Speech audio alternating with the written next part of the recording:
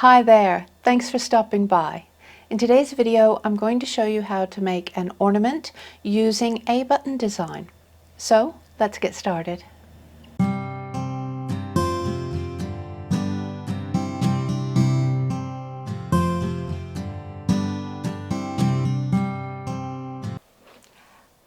So before I get started into the demonstration, I wanted to just address me and my plans or hopes to go live a little bit more often. Thank you for those of you who tuned in during the lives, who have persevered with my issues. And as much as I actually enjoy doing them and interacting more often, I was very disappointed in the quality that I could achieve, especially when going to the demonstration part. When I look back on the videos, they're really not as sharp and as clear as I would like them to be, because I'm trying to show you how to do something. You know, when I'm talking to you, that can be blurry. That's okay. I don't mind that.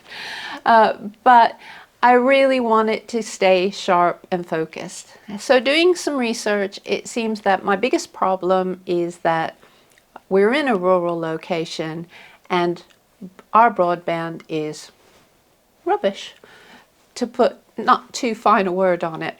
So until I can sort that out, if I can sort that out, I'm going to stick with the pre-records.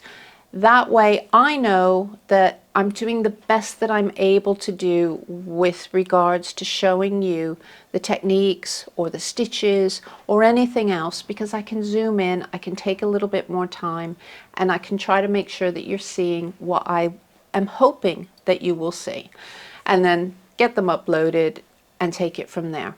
However, do please leave comments. I do read them all. I answer them when you've asked a question, and it would be great to, you know, communicate on that score. And should I be in a position where the internet connection does improve, we are looking at other options, then, you know, I may be able to schedule more lives.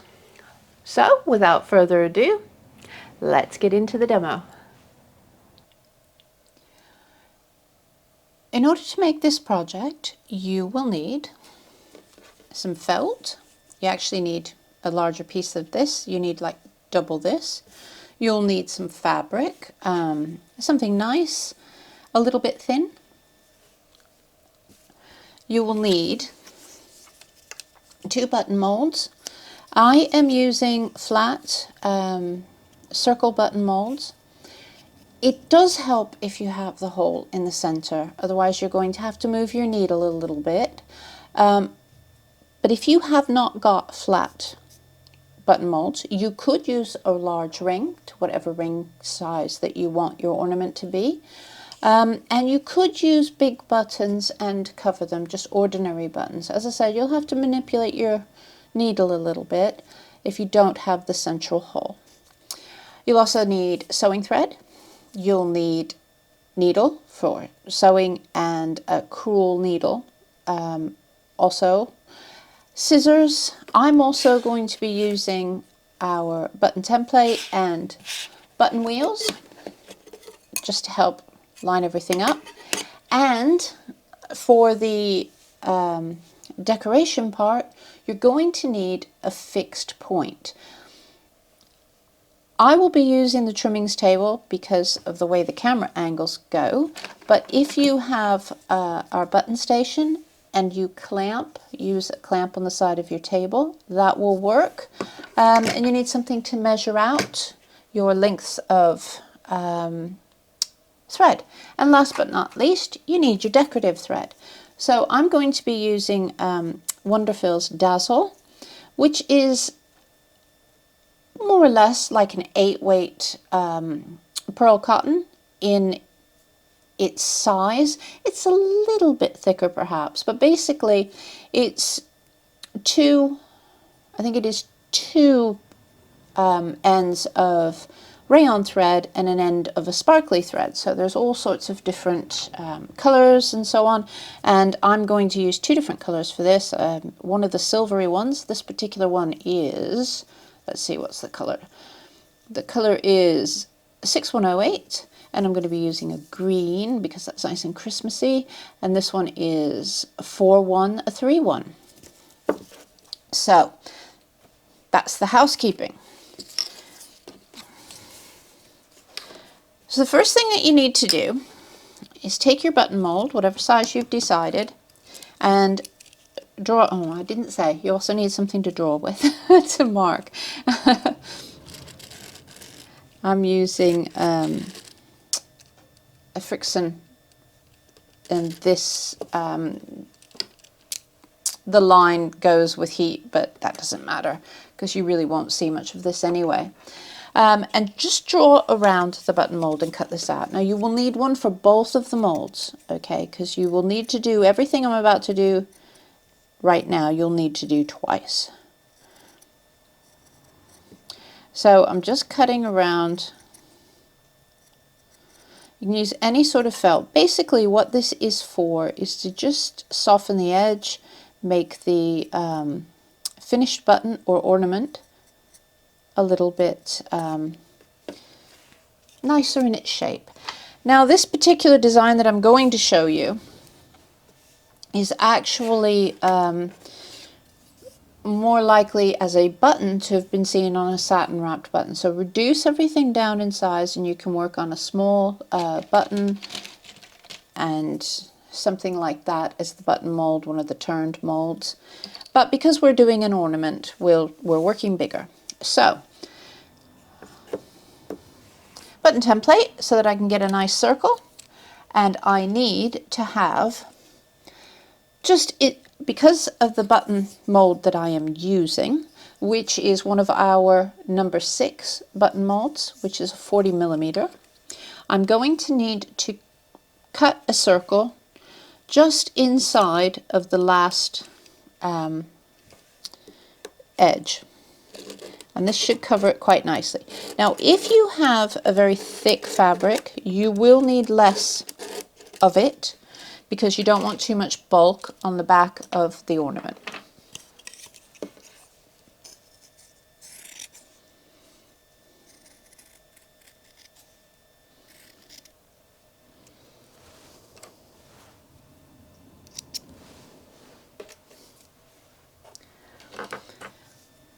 I've threaded up a needle with a single length of sewing thread.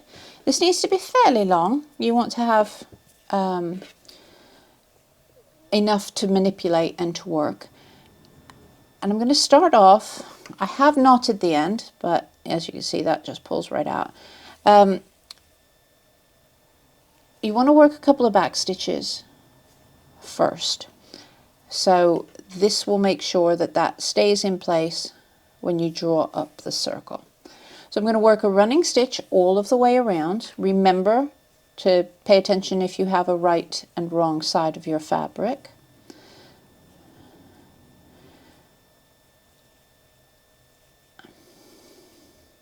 I'm actually using a long darner for this, and working on something on such a big circle that's really helpful because, as you can see, I can get a lot of stitches in.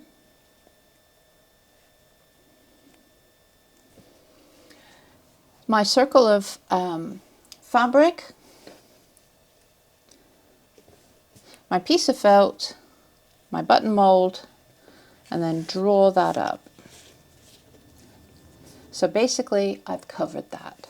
Now that looks a bit messy. We want to make sure that the edges are nice and tidy and this is all nice and strong.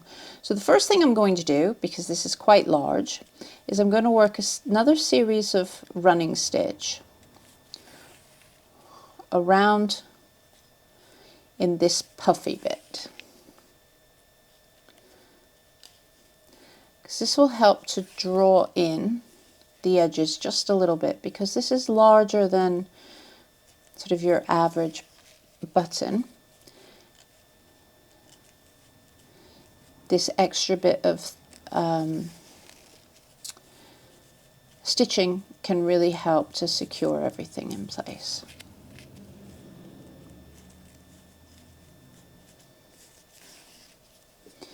So as I pull that in, that's neatening up that edge a little bit more. But now, just to finalize it, what I'm going to do is I'm going to work spirals around the back. So I'm going up, spin it around,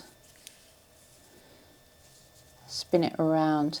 So I'm just basically pulling in the fabric along the edge, and this will give me a nice smooth edge and make everything look really nice and professional.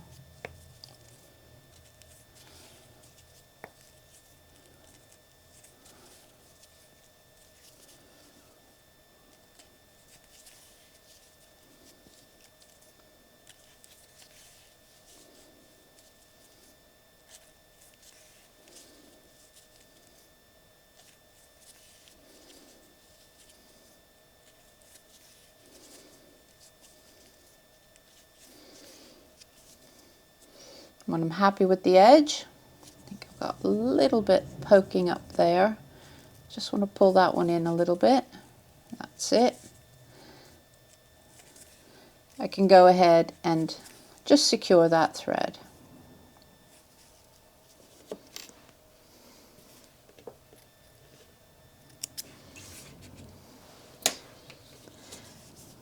Now for the next bit, I'm going to zoom in so that you can see it a little bit more clearly what I'm doing.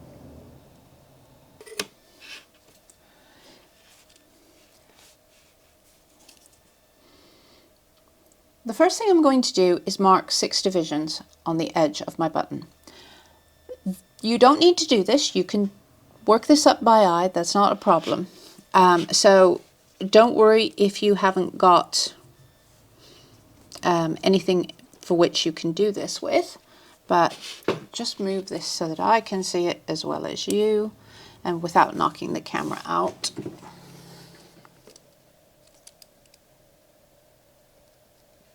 I'm just making a little mark on the edge just so that everything goes really nice and tidy. So with the line here, I'm actually skipping every other because that's a 12. You can use an air erasable pen, you could use a pencil, you could use a bit of chalk, it doesn't really matter.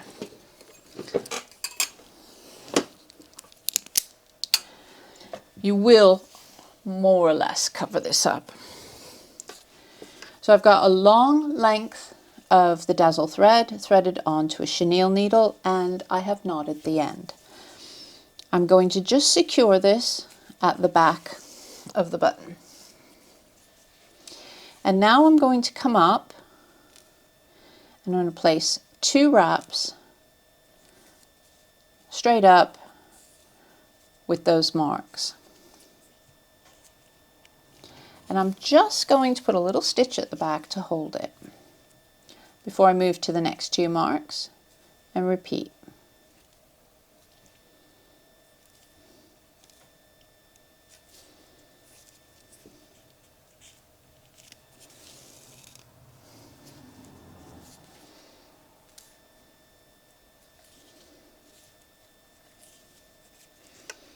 And again. Now, and here's where having a hole in the center helps, I'm going to come up through that center hole, just off to the side. Try not to catch those threads, it's easier if you move them aside a little bit. Line them back up. I'm just going to put a little stitch here, going right the way back down again, so that it holds them nicely in place. Now I'm going to come up again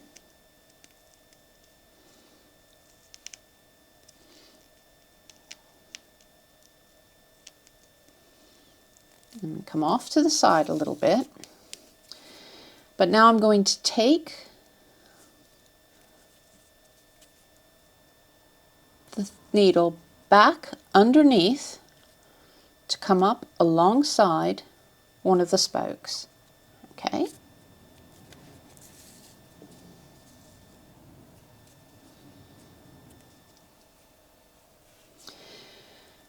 Now I need to work a reverse back stitch around all of these. Okay, so the way that I'm going to do this is at each spoke I'm going to catch a little bit of the thread. Now because I've come down just right, if I put another smaller button in the center, you can see this can help keep yourself in line. So if you have another button or another little circle, you can do this. If not, just do it by eye. It doesn't matter. But basically, I'm going to come around. I'm actually a little bit too high for this particular button size, but you can see what I mean. So I'm going to come around in a straight line. I'm going to go underneath. And I'm going to catch the fabric underneath there, just a little bit.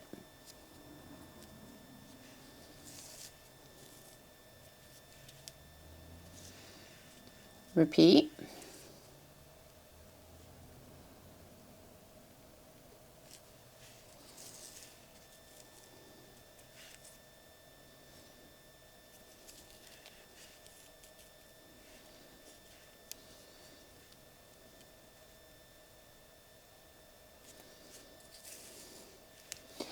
So that's our initial stitching.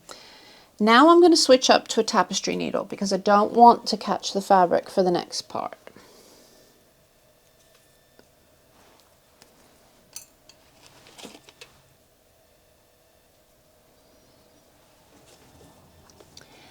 And now what I'm going to do is I'm going to work the same number of stitches coming in, but this time I'm going to place the needle underneath both of the stitches that I initially created. So as opposed to working on the inside and hooking under, I want to work so that what I'm catching on is the two edge. So as you can see, it will go like that and it will fold under. Okay, now you need to do this all of the way around, and I have found that if I'm working with a rayon, it really helps to hold it down as you work to make sure that you are placing it where you want it to go. Now the reason that we went through the fabric initially is because we don't want this to pull up too much. It will naturally start to pull in. But if it wasn't anchored, it would just all scrunch up at the center. So while I realize that my thumb is in the way a little bit, I'll remove it when I've come full circle so that you can see what's happened. And hopefully it will make more sense. So basically, I'm wrapping around the whole of each stitch. So I'm going to do this another, well, basically so that I have either 4 or 5 rows. It's entirely up to you. If you've worked all the way down here, you may want more. If you've worked closer up, you may want fewer. But each time, go around all of the stitches that you made. And it starts to create a little V pattern, almost as if you've plaited it.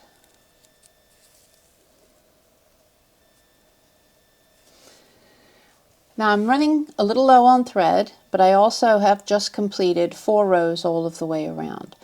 There's 4 ends, you can count them at the center, so this needs to come round to be the 4th. So conveniently, I can just then take my needle right the way through the fabric to bring that thread off to the side. Don't want that pulled too tight because I don't want it to take it out of shape. Now, because I've come out to the side, the easiest thing to do is to pull it just a little bit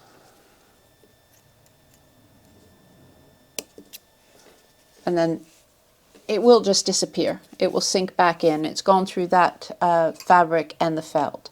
So I'm just going to take another small piece of smaller length of the Dazzle.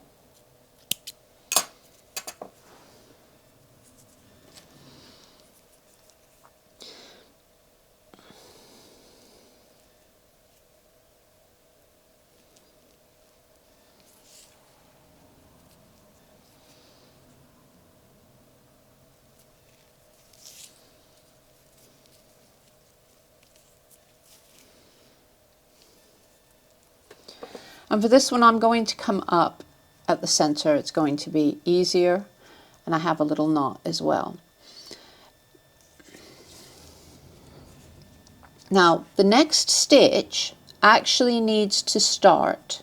So if you were, in fact, what I'm going to do is I'm going to bring it down to where I ended the last stitch. So the last stitch ended down here. So now what I need to do is I need to work a blanket stitch along the top edge. So I'm here, I will come here around this, tuck my needle behind, it doesn't matter which direction you work, which will just cap off the top of this. I'm not going through the fabric, I'm only going underneath the threads.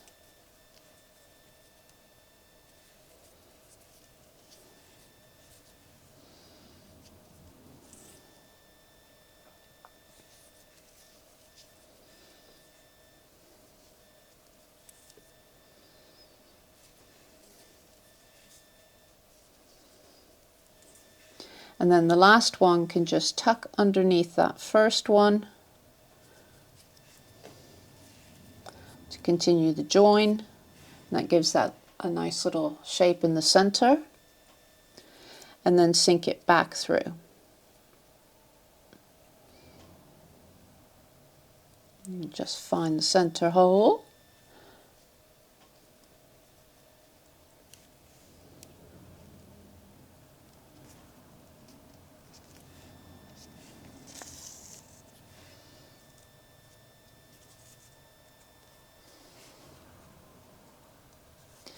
So I've gone a little off center, but that's all right. You can manipulate it a little bit. And then the next thing that we're going to do is we're going to bring a decorative thread up and just trim off some of this fluff at the back because it irritates me. Now you can come up the side and underneath, or you could use a new piece of thread, so I'll just fasten this off at the back.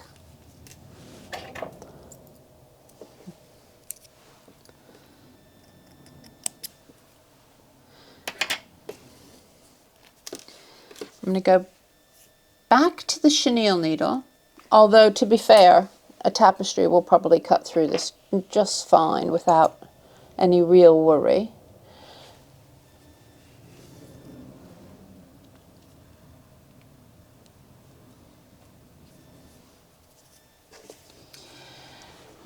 I'm going to take my needle, it almost doesn't matter where, but it helps if it's underneath something.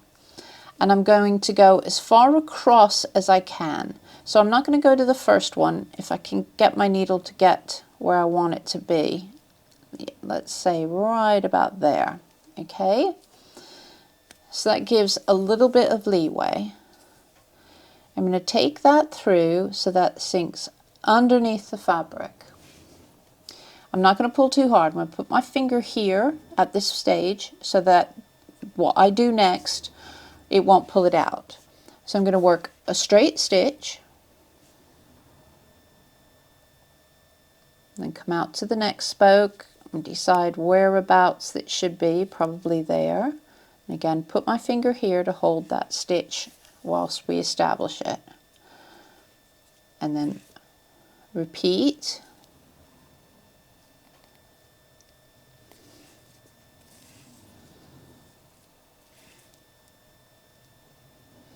Now this part you can really add whatever stitches you want. a couple of straight stitches on the spokes, sort of help to finish off the snowflake effect. But you could add French knots and little stitches, all sorts.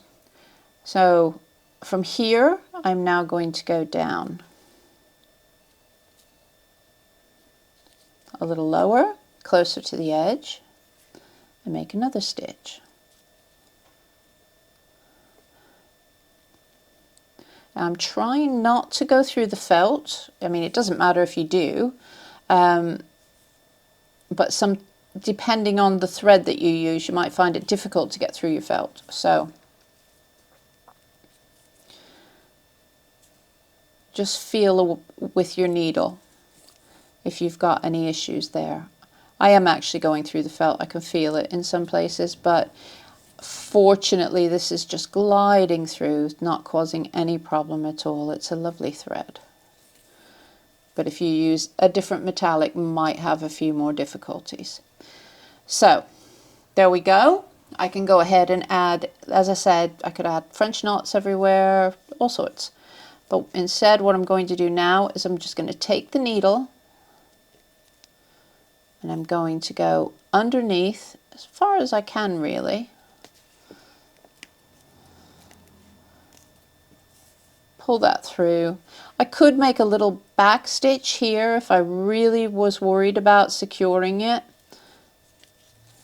That just hides underneath. And then I can pull up and snip that. And so that gives us a nice sparkly snowflake. And as I said, you'll want 2 of them. And there's one that I did that looked beautiful. I actually did 5 rows on that one. So it just goes to show you the difference of working on film and working off film. So you've got 2 that are going to sit back to back, okay? And as you can see, there's a bit of bulk there. And so what are we going to do for that back to back? So needle and thread again. I'm going to use a light color so that you can actually see what I'm doing, but also to illustrate, we're going to cover this up later, so it doesn't really matter. So just going to fix this to the wrong side of a button, and then we're going to put them both together. Now the chances are you'll want to try to line up the spokes. And then I'm going to work small stitches. I'm holding them together as tightly as I can, okay? But obviously there's a gap there, and it doesn't matter because we're going to fill that. But I'm going to work small stitches going back and forth, which some people call this a ladder stitch.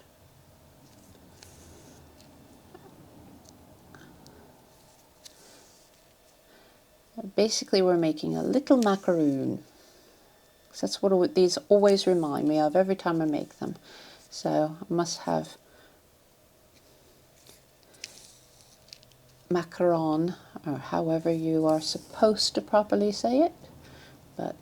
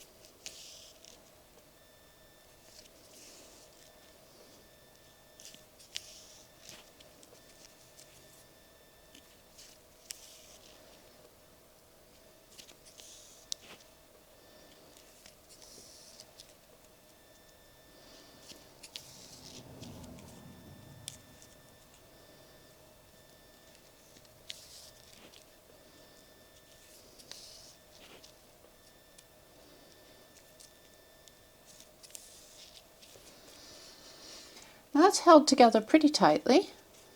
There is a gap, Now you can pull, if your thread is strong enough, you can pull through. You might find that going back around a second time, now that you've got it sort of established, is a good idea, because that will help to pull it together even more.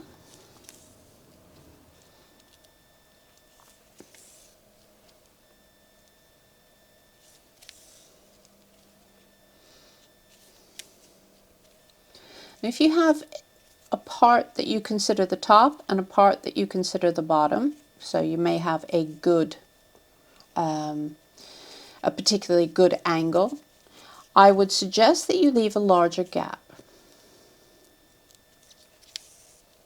And that will become clear shortly. So what I'm going to do here is I'm going to pull this in a bit, and then I'm going to skip that because I still have a gap at the opposite side. So I will have a gap top and bottom, just a slight one.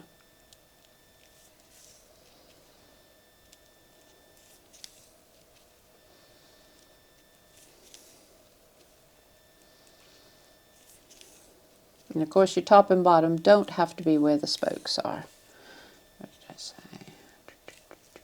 And that one.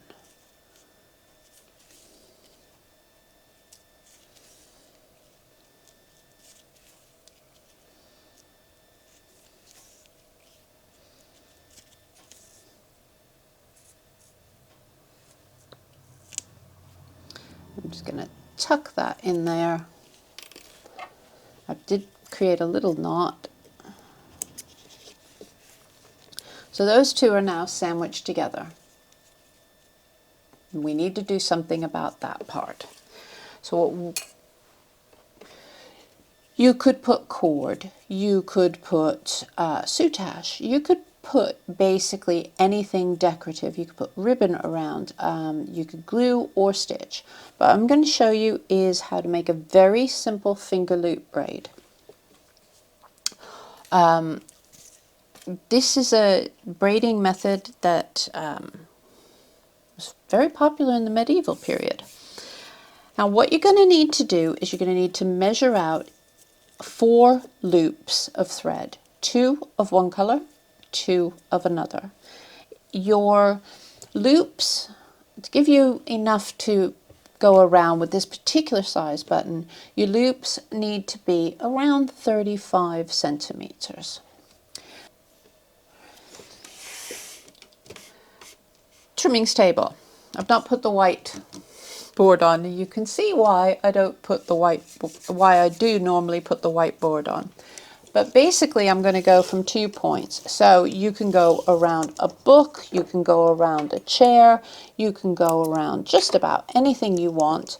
And what you want to, whatever you go around will help you to have loops of an even length. Okay, that's the important part about measuring out these loops. You want to make sure that they're well knotted, that the 2 ends are not going to come apart. So as I said, you want 2 loops in one color, 2 loops in the second color.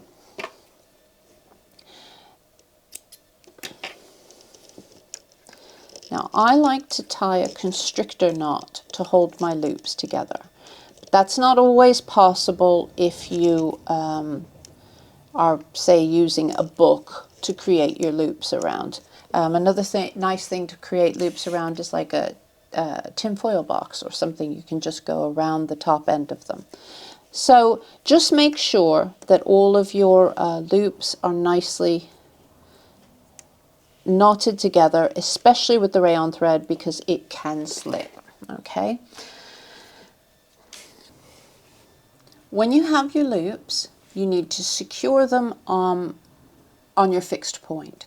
You need to be able to pull at tension. So obviously that fixed point has to be something that's going to stay sturdy for you. So a clamp, you could tie through the loops and then tie that onto a chair leg or a table leg or something like that if you need to. But basically it needs to be so that you can pull and have some tension.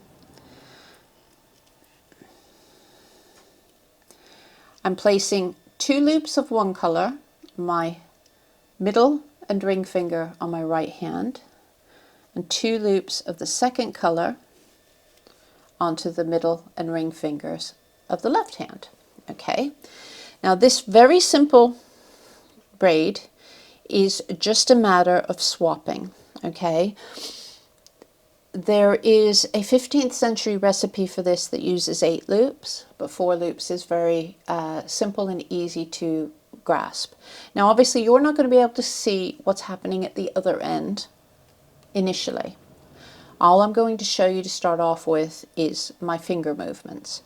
So my middle finger of my right hand needs to swap with the ring finger of the left hand, okay? So if your fingers are A, B, C, and D, A, B, C, and D, B and C need to swap. So place the right hand onto the left hand, then use the finger, okay, my thumb comes down to hold on to that loop, and then I take the loop from the left hand side, so in this case the dark loop, and swap it over. And then you spread your hands to take that exchange up to the top. Next one, so we do the same again, but this time the ring finger of the right hand swaps. So comes over, switch places, swap. And then you just keep doing that. Swap the loops, or exchange the loops.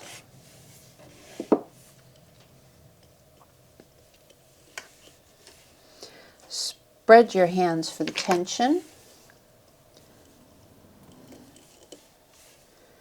And another thing to do to help with the tension is to go like that, and that wiggles your fingers, will actually help you to get a nice pattern up at the top. So I'm going to move this down in a minute. I just want to make sure it's nicely established.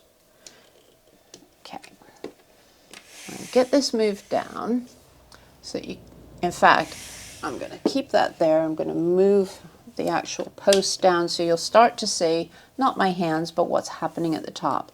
Now initially you're going to have looser tension, and the closer you get to your fingers the tension will be tighter. So you need to try to concentrate that you keep it more or less the same if you can.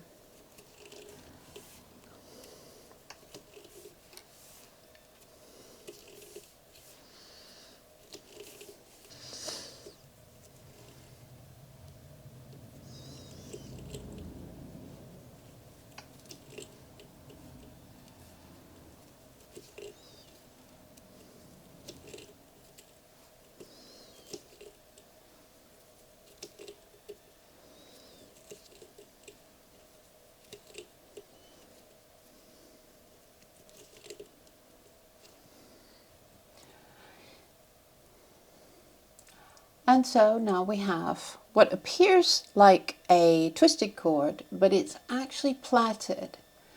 And what that will mean is that it will hold its strength a little bit better. Now, ways to fix this. We can simply stitch this around and it will actually hide that seam, okay? We could, if we wanted to, find the one that I said was my top. We can create that into a little hanger by placing some extra stitches and then come around and put the excess inside, or we could stitch up and make a little tassel from what's left over. So I think that's the route I'll take. So the first thing to do is I want to make sure that my loop is sufficient for my needs, and I'm going to bind that loop. Now I could just bind it with the rayon thread. However, for a little bit of extra strength, I'm going to bind it first with a little bit of linen thread. You can use linen or cotton or just basically a strong thread for this part. I'm just going to run that through a bit of beeswax. And that will help to stop it from slipping. I'm going to make a little loop. Decide, right, that's where I want my loop for my ornament to be. I've got my loop facing down, short tail towards the top and long tail. And I'm going to take the long tail and bind it around this loop. I can go as long as I wish on this, but of course I don't want it to interfere with the ornament. So I only want a short loop. So now I'm going to take that end and I'm going to put it through the loop and pull up. Now, because I'm about to cover this up, I'm also going to tie this, and that'll just help give a little bit of extra strength and a little bit of extra oomph should the rayon decide that it wants to come loose, because of course rayon is a very slippery fiber. A little bit of glue would not hurt when you're putting on the rayon part. So I'm going to do the same thing again with a small piece of the Dazzle thread. I am going to wax this again just to take away some of that slippery that is natural to the rayon thread. So again, a loop. I'm just basically doing exactly the same thing, and this time I'm binding around the initial bind. And I'm trying to keep this one as neat as possible to go over both and completely hide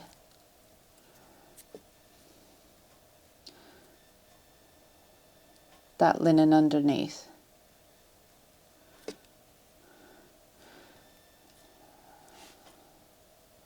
So a little bit over at the bottom.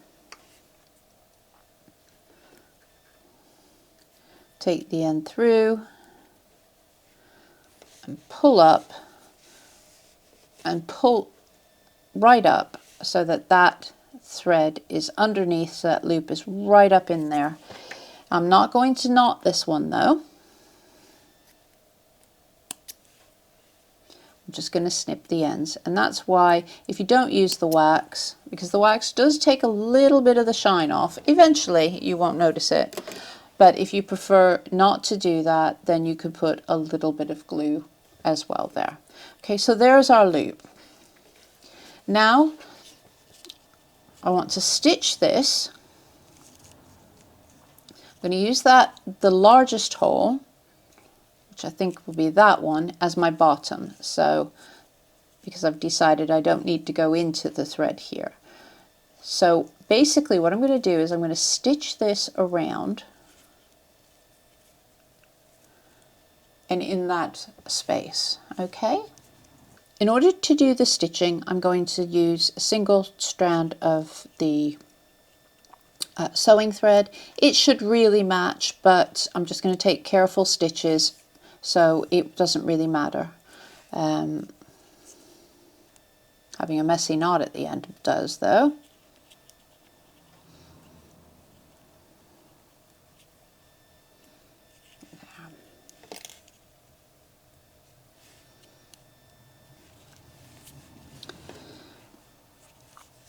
So I'm starting at the top.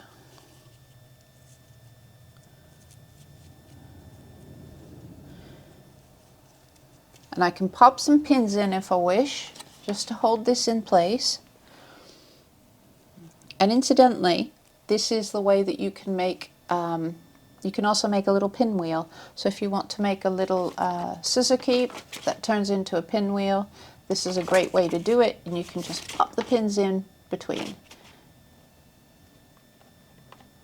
So you can just have pins all of the way around. So, ornament and gift in one, perhaps? So basically all I'm going to do is I'm going to take little stitches back and forth through the center of the braid,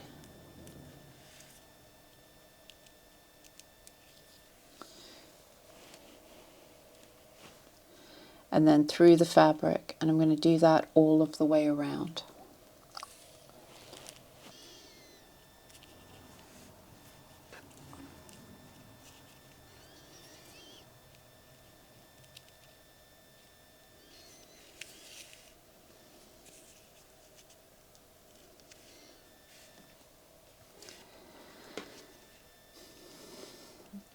At the opposite end, because I want to create a little tassel, I'm basically going to pass the thread, the sewing thread, with a little bit of a gap, because we can make that up later.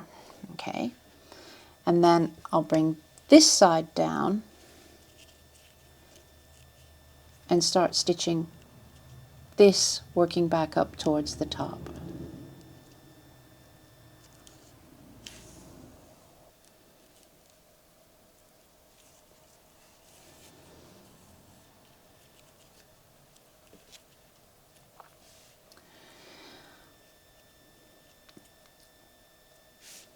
Now I've come back to the top, and as you can see there's a little bit of a gap there, but I also want to make sure that this stays really strongly at the top.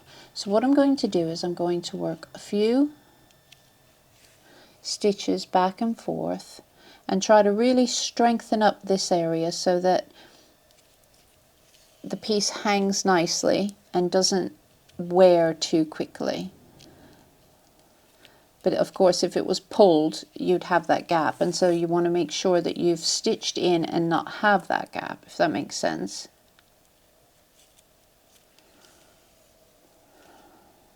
That's better. Now I still have plenty of sewing thread, so I'm just going to take that right the way through as far as I can go. And then again hide that until we're back down here at the bottom.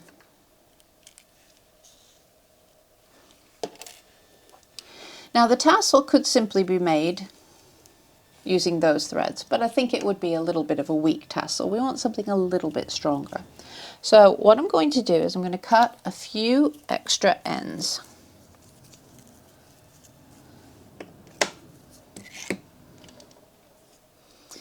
I'm just going to take a nice mix. You could use a tassel board or anything else that you want, but basically I'm just going to cut some ends that are a reasonable length. Let's see. I'm going to be able to fold it over, so that should do.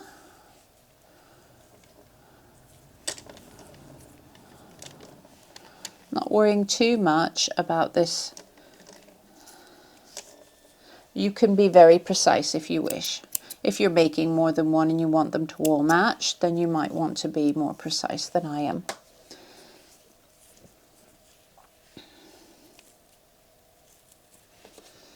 And so basically all I'm going to do is add these threads. I've got a nice little loop here, which means that they can sort of all be placed in there. Okay, so that's probably the easiest way to do it, is to just simply take that looped thread. You could tie a little knot, but I think the knot would interfere. And stitch it to the center section here. Okay, so I'm not stitching it as such, I'm putting the sewing thread through the loop, you see.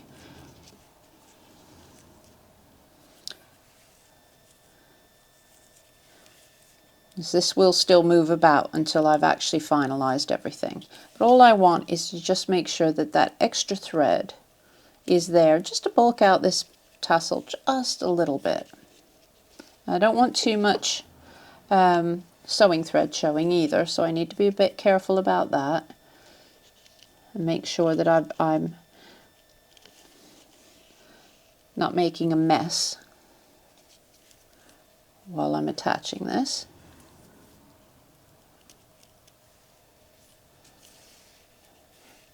Right, so I think that's pretty good. And pull that in nice and tight.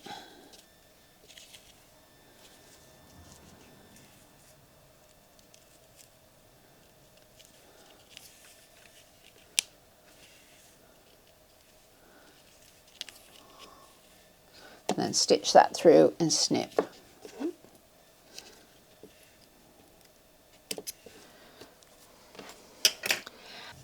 And so I'm just going to do another bind.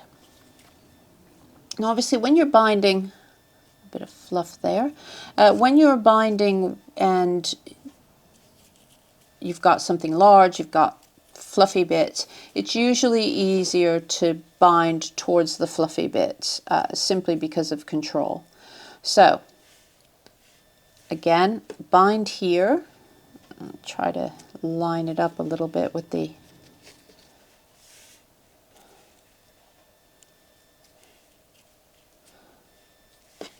there we go. So binding that through the loop again.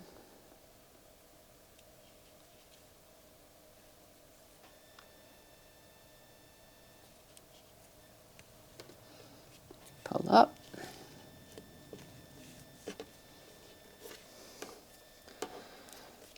And as before, I'll tie a knot first.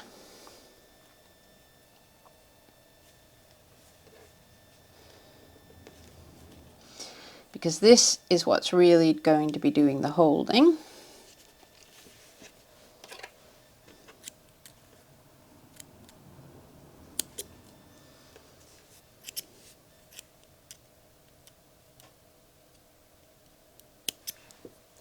And then, let's see, we bound with green at the top there. We could bind with silver at the bottom. No, I'll stick with the green. I think it will look better. This time I'm not going to wax it because I want it to stay quite shiny for the bottom piece.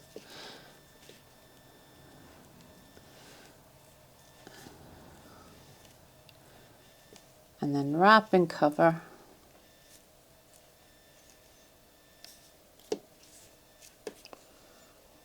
That will do. Go down one more, I think.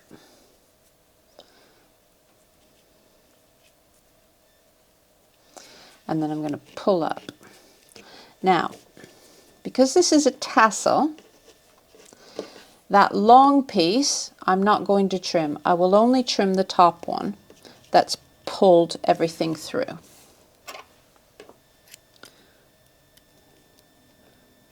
Just one less thing to come loose. So now we can tidy it up. So I'm just going to hook the hook over one of my posts so that I can hold it. I'm going to cut the loops from the braiding and any knots that I made. So that's going to take that to about there initially.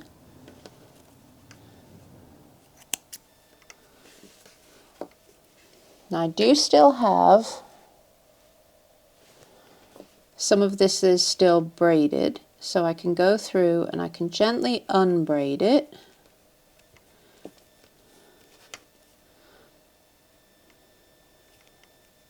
And that's the beginning and end of the braid as we worked it.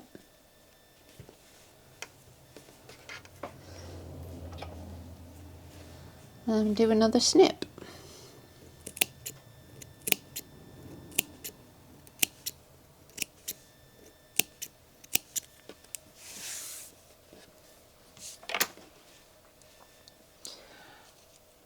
One little ornament that can also be used as a pinwheel, or you could just change it up and do very sort of cottons and so on and make a really sweet little pinwheel.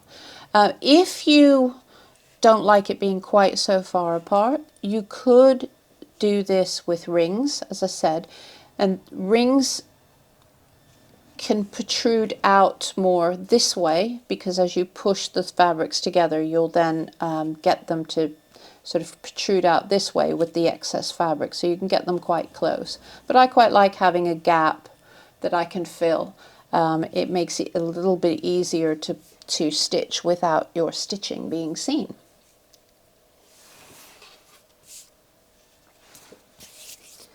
So thanks very much for watching. I hope you enjoyed that, and do please leave me a comment, click like, hit subscribe, and share the video if you think you have some friends who might find this a nice little craft to do. And so, until next time, take care of yourselves. Bye-bye.